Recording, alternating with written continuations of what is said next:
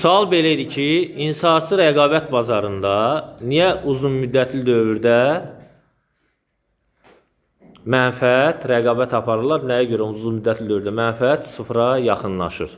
Eşidirəm. Uzun müddətli dövrdə müəllim firmalar arasında rəqabət artır, kəskinləşir. Rəqabət kəskinləşdikcə də hər firma istehsal elədiyi malın sayını artırır. Təbii ki də bazarda malın sayı çoxalırsa qiymət də özü aşağı düşür. Yəni təklif tələb üstəliyir də ona görə. Uzun müddətli dövrdə. Bəli. Sizin sualınızı qəbul elədim, cavabınızı daha doğrusu qəbul elədim. Eşidirəm sizi. Bizim işimiz odur ki, müəllim, yəni uzun müddətli dövrdə deyirsə, bu həmən monopoliya bir neçə innovasiyalardan geri qalır və onun istehsal edilən məhsullar tələb azalır. Onun istehsal edilən məhsulun daha gelişmiş, daha inkişaf etmiş olmasa başqa firmalar istehsal edir və onun mənfəəti sıfıra düşür, yəni onu almır.